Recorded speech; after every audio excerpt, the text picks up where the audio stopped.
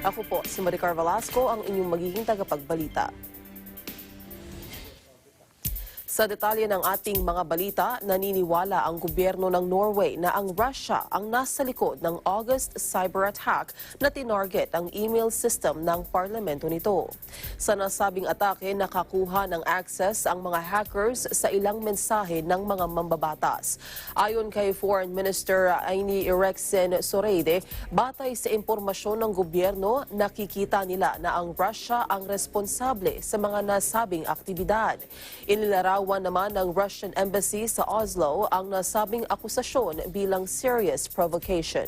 Sa isang statement ng embahada, sinabi nito na walang ipinapakitang ebidensya na magpapatunay sa akusasyon. Kinukonsideraan nilang hindi katanggap-tanggap ang nasabing akusasyon laban sa kanilang bansa. Hiniling ni U.S. Secretary of State Mike Pompeo sa U.S. think tanks na i-disclose ang foreign funding. Ayon kay Pompeo, dapat na makipagkaisa ang think tanks sa State Department para i-disclose sa kanilang websites ang anumang foreign funding kabilang ang state-supported entities. Umaasaan niya sila na ang ginagawang hakbang ng Amerika para itaguyod ang free at open dialogue tungkol sa economic at personal liberty, equal citizenship, rule of law at authentic civil society ay magiging posible rin sa mga lugar gaya ng China at Russia. Pinayagan ng U.S. Supreme Court ang administrasyon ni U.S. President Donald Trump na agarang tapusin ang pagbibilang para sa 2020 census. Sa gitna ito ng mga babala na kapag ginawa ito ay maaaring magresulta sa hindi tamang datos na magdudulot ng mas malalang consequences sa susunod na dekada. Hinarang ng mga hurado ang lower court ruling na nag-aata sa ipagpatuloy ang census hanggang October 31. Ayon sa Trump administration, binago nila ang timeline para makamit ang December 31 deadline na itinakda ng batas para maihatid ang resulta ng census sa Pangulo. Inihayag ni U.S. President Donald Trump na tila naging Superman ang kanyang pakiramdam matapos ang kanyang experimental COVID-19 treatment. Sinabi ito ni Trump sa kanyang campaign rally sa Johnstown, Pennsylvania. Narito ang bahagi ng kanyang naging pahayag. I'll tell you what, we have the vaccines are coming soon, the therapeutics, and frankly, the cure. All I know is I took something, whatever the hell it was, I felt good very quickly. I don't know what it was. Antibodies. Antibodies. I don't know. I took it, I said, I felt like Superman. You know, I said, let me at him. And I could have stayed in the basement of the White House or maybe the top floor of the White House. I could have done that, but I'm the President of the United States. I can't do that. I got to get out, and I have to meet people, and I have to see people, and I know it's risky to do that, but you have to do what you have to do. Sa ibang balita, sinuspende ng Twitter ang fake accounts na nagsasabing pagmamay-ari ng black supporters ni U.S. President Donald Trump. Ayon sa social media giant, nalabag ng mga nasabing account ang rules nito na may kinalaman sa spam at platform manipulation. Marami nila sa mga account ang gumamit ng identical language, kabilang ang mga salitang, "Yes, I'm black and I'm voting for Trump." Hindi naman tinukoy ng Twitter kung ilang accounts ang kanilang sinuspinde at kung sino ang source. Anila patuloy nilang iimbestigahan ang mga aktibidad at maaaring magsuspende ng karagdagang accounts kapag nakita nilang nilalabag ng mga ito ang kanilang pulisiya. Nagsagawa ng protesta ang mga residente sa isang bayan ng Tunisia dahil sa pagkamatay ng isang lalaki sa isinagawang demolition kung saan natutulog ang biktima nang mangyari ito. Ayon sa security forces, ang isang shop sa Sbeitla sa Central Province ng Kasserine ay dinemolish matapos na ipag-utos ng mga lokal na otoridad. Si Abderazek Kaknaoui, ama ng may-ari ng shop, ay nasawi sa operasyon. Sabi ng kanyang anak na si Osama Kaknaoui, hindi sila sinabihan tungkol sa demolition. Ipinagpatuloy niya ng mga otoridad ang pag-demolish nang hindi muna tinignan kung mayroong tao sa loob ng shop. stop. Dahil dito, sumiklab ang protesta at hinarang ng mga galit na residente ang mga kalsada. Binato rin nila ang security forces ayon kay Interior Ministry spokesman Khaled Hayun. Hindi naman kinumpirma ng opisyal ang pagkamatay ng biktima. Nagpahayag naman ng suporta si Prime Minister Hichem Mechichi sa pamilya ng biktima. Kaugnay nito ay kanyang ipinag-utos na imbestigahan ang insidente. Sa isang statement, sinabi ni Mechichi na sinibak na niya ang dalawang top regional officials. Ipinadala rin niya si Interior Minister Taufik Charfedini para magbigay ng agarang tulong sa pamilya ng biktima. Ang iba pang mga balita sa pagbabalik ng Eagle News International Filipino Edition.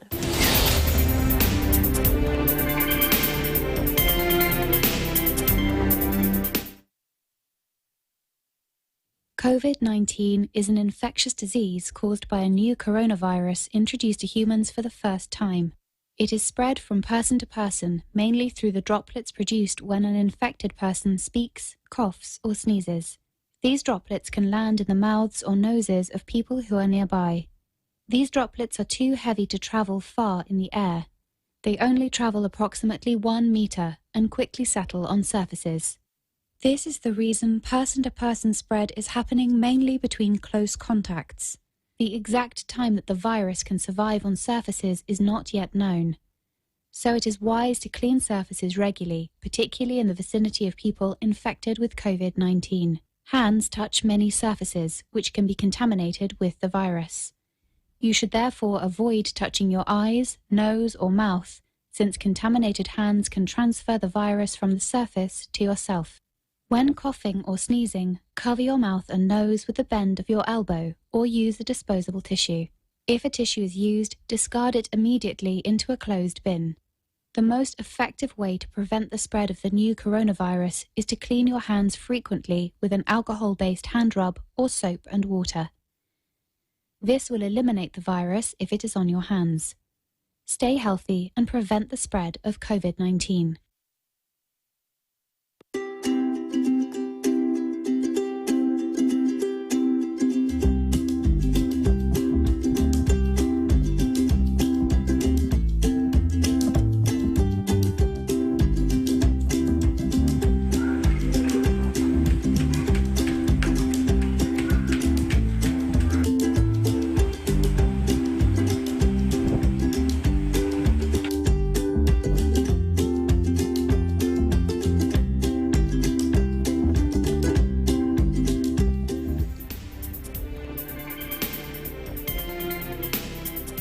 Muling sumiklab ang panibagong sagupaan sa pagitan ng Armenian at Azerbaijani forces sa Nagorno-Karabakh region.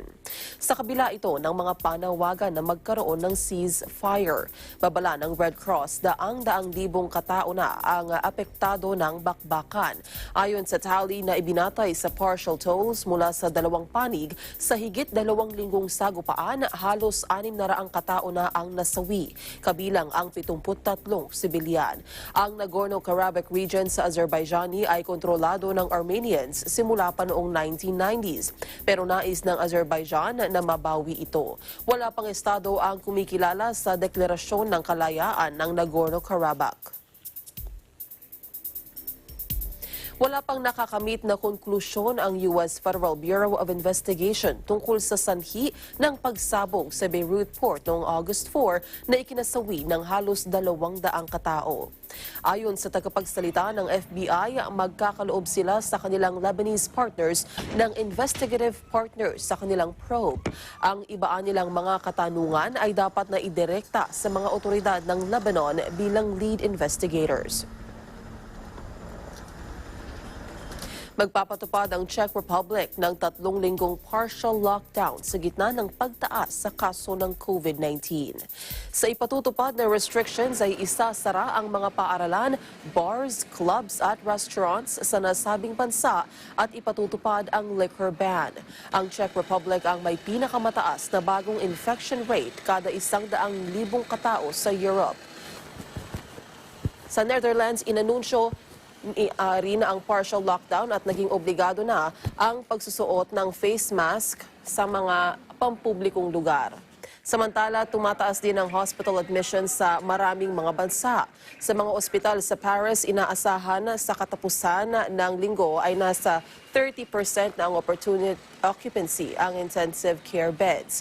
Ibinabala ito ng Martin Hirsch, head ng Public Hospital Group APHP. Nakatakdang i-anunsyo ni President Emmanuel Macron sa televised address ang mga ipatutupad pang restrictions. Isa sa ilalim sa partial lockdown ang the Netherlands para mapigilan ang tumataas na kaso ng virus infections. Ipinag-utos ni Dutch Prime Minister Mark Rutte ang partial lockdown dahil sa patuloy na pagtaas ng naitatalang kaso araw-araw. Batay sa ipapatupad na restrictions, isasara ang lahat ng bars, cafes at restaurants. Pinalilimitahan din ang social contacts na naging dahilan umano ng pagtaas ng COVID-19 cases. Ipinag-utos na rin ni Rutte ang gawin ng compulsory ang pagsusuot ng face mask sa labas ng tahanan, maging ang pagsusuot ng non-medical face coverings sa lahat ng indoor spaces ng mga may edad 13 pataas. I-enroll ng Pfizer ang mga bata na ang edad ay 12 gulang sa late-stage COVID-19 vaccine trial nito. Bagamat extremely rare sa mga batang infected ang malalang COVID-19 symptoms, ay maaari nilang maipasa ang virus sa high-risk groups kabilang ang mga matatanda. Ayon sa kumpanya, pinayagan ng US Food and Drug Administration o FDA ang drug maker at German partner BioNTech SE na i-enroll ang mga batang kalahok sa trial ngayong buwan. Anila i-enroll nila ang mga bata sa kanilang pag-aaral batay sa satisfactory safety data sa older adolescents at young adults. Di naman nito tinukoy ang timeline. Noong nakaraang buwan, tinaasan ng Pfizer ang trial nito ng hanggang 44,000 participants. Aprobado ng World Bank ang $12 billion na pondo para sa developing countries na gagamitin para sa pagbili at distribution ng COVID-19 vaccines, tests at treatments. Ayon sa World Bank, ang nasabing halaga ay bahagi ng overall World Bank Group o WBG package ng hanggang 160 billion pesos hanggang June 2021. Dinisenyo ito para matulungan ang developing countries sa kanilang pakikipaglaban sa COVID-19 pandemic. Nanawagan ng mga grupo ng airline at airports sa mga gobyerno sa mundo na magkaloob ng bagong aid packages sa aviation industry. Ayon sa mga ito, nais din nila na ang kasalukuyang quarantine arrangements ay mapalitan ng bagong testing regime. Kung walaan nila ang mga nasabing hakbang ay mahaharap sa pagguho ang industriya. Babala ng International Air Transport Association, ang airlines sa buong mundo ay nahaharap sa pagbagsak ng revenue ngayong taon na aabot sa $418 billion. Ayon naman sa Airport Council International, nakikita ang mga paliparan ang pagbagsak sa kanilang income ng $104 billion. Sabi ni IATA Director General Alexandre De Juniac, kailangan din ng second tranche ng financial aid. Kung walaan niya ay maraming airlines ang hindi makakasurvive. Kailangan ng United Nations World Food Program na makalikom ng nasa $6.8 billion na pondo para sa susunod na 6 na buwan para maibsan ang pagkagutom sa gitna ng COVID-19 pandemic. Sabi ni David Beasley, Executive Director ng WFP, malaking pondo pa ang kailangan para maibsan ang pagkagutom. Nasa 7 milyong katao anya sa buong mundo ang nasawi dahil sa pagkagutom ngayong taon. Dagdag pa ni Beasley, kung di pa masusugpo ang COVID-19 ay maaaring dumoble pa ang hunger death rate. Ang iba pang mga balita sa aming pagbabalik.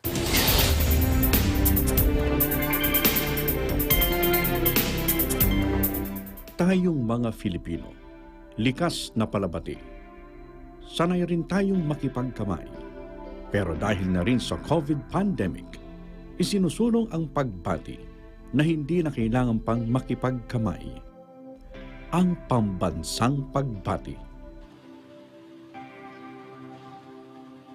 Ito ay ang pagdampi ng kanang palad sa gitnang bahagi ng dibdib, kasabay ng bahagyang pagyukod ng ulo o paibabang tingin at pagsambit ng mga salitang nagpapahayag ng pagbati, paggalang o pagpupugay. Pagkatapos nito ay ang pag-angat ng ulo ng nakangiti at nakatingin sa mata ng binabati. Pambansang pagbati, pagpapakita ng paggalang, kababaang loob at pagiging sensero nating mga Filipino.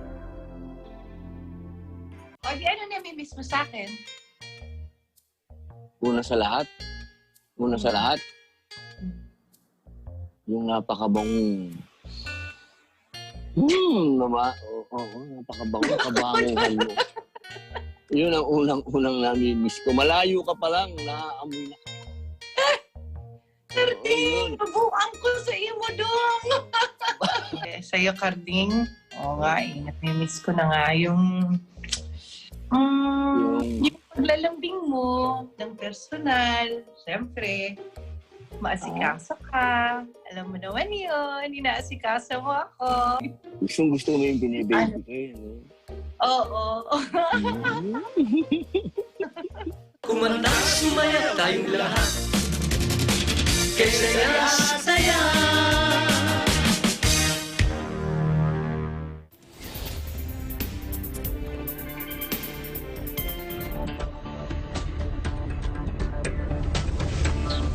Bumaba ang ekonomiya ng Singapore nitong third quarter sa gitna ng COVID-19 pandemic. Batay sa preliminary data na inilabas ng Trade Ministry, mula July hanggang September ay bumaba ang Gross Domestic Product o GDP ng Singapore ng 7% year-on-year. Ito na nila ang pinakamalala para sa ekonomiya ng Singapore mula nang mangyari ang 2008 global financial crisis.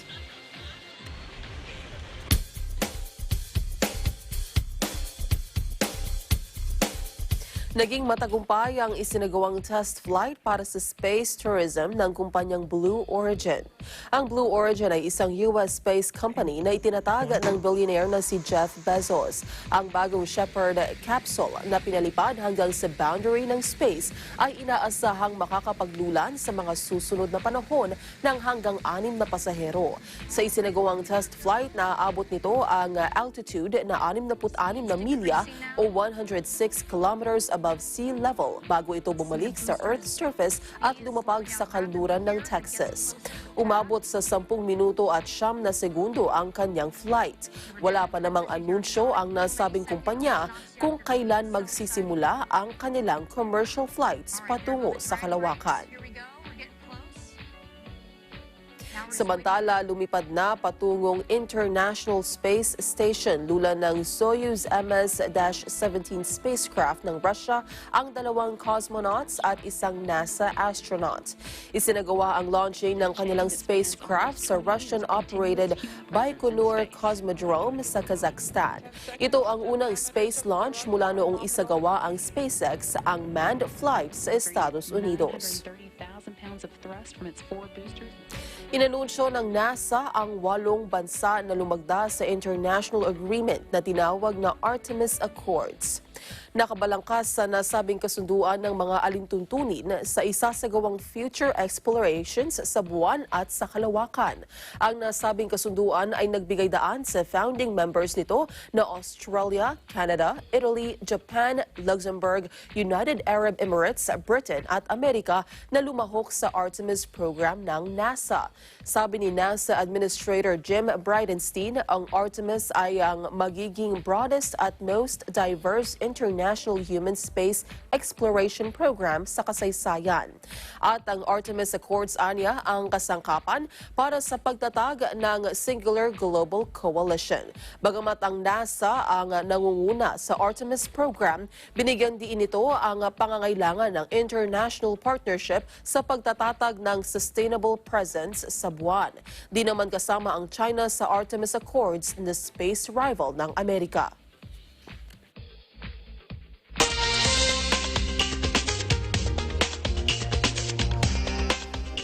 Kalahati ng Great Barrier Reef's coral ang nasira na sa nakalipas na 25 taon. Ayon nito sa mga scientist, kanila ring ibinabala na sinira ng climate change ang underwater ecosystem. Sa pag-aaral na inilathala sa proceedings ng Royal Society Journal, nakita ang nakaaalarmang rate sa pagbaba ng lahat ng mga size ng corals mula pa noong kalagitnaan ng 1990s sa northeastern coast ng Australia. Kabilang nila sa mga malalaking species na apektado ay ang branching at table-shaped corals. Binuksan ng Peru ang kanilang tourist site na Machu Picchu para sa isang Japanese tourist na na-stranded doon dahil sa COVID-19 pandemic. Isinara ang naturang tourist attraction dahil sa coronavirus pandemic. Inabutan naman ng lockdown sa nasabing bansa ang Japanese tourist mula noong Marso. Pero umasa pa rin itong mapupuntahan niya ang naturang lugar. Nakarating naman sa Local Tourism Authority ang kanyang kalagayan at binigyan siya ng special permit para mabisita ang Inca City. Binuksan ang Machu Picchu para lamang sa kanya. This is truly amazing. Thank you, Minister of Culture Alejandro Neira, for letting me see this paradise.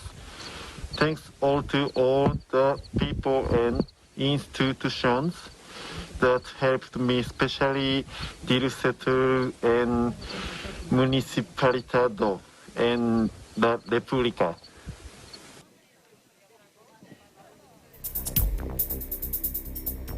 At yan ang kabuuan ng mga balita mula sa iba't ibang bansa. Ito ang Eagle News International Filipino Edition. Sa pangalan ng mga bumubuo sa Eagle News Service, ako po si Maricar Velasco and we live in interesting times.